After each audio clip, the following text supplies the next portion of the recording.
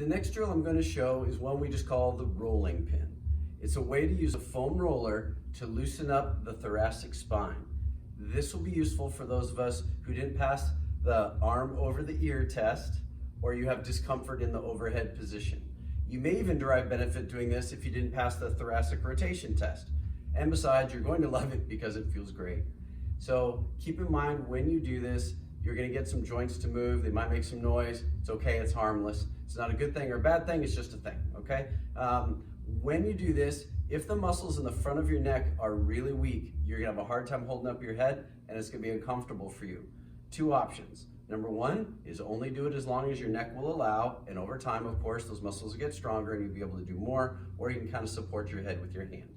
Generally speaking with this, we want to really emphasize that we're trying to move through the thoracic spine, not the lumbar. So try to keep your tummy tight and allow all the mobility to happen from here, okay? Here's how it looks.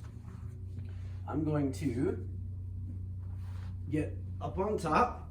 I'm gonna keep my tummy tight and let my arms go overhead. And now I'm gonna let gravity be my friend.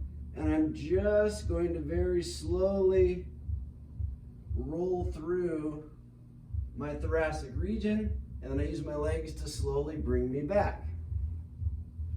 Now, as you do this, you may find spots that need more attention than others. You may find a spot that this feels too intense for, so just go around it. Or you might find a spot that feels like magic and you just want to stay there. Totally cool. When you get to a spot you like, you can sit there and breathe, or you can kind of try to arch repeatedly over it, or just go back and forth. Now, when we do it this way, with our arms over our head, we're using the length of our arms to lengthen fascia, but also to be leveraged to get a greater extension moment on the T-spine. But there's a consequence to that, because our shoulder blades, which are about 5 vertebrae high, if you will, are close to the spine.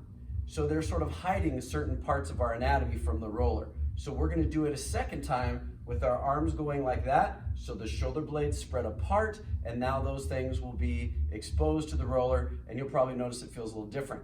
If you want to put a little more pressure on one side or the other, you can. The tiniest little weight shift makes a huge difference with that. So let's hear how this one goes.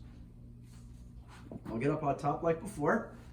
Now I'm in between my shoulder blades, so I'm gonna reach my arms in opposite directions and then just go in that shoulder blade zone.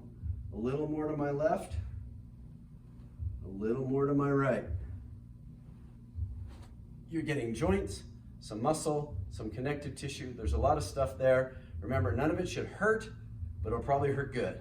Enjoy.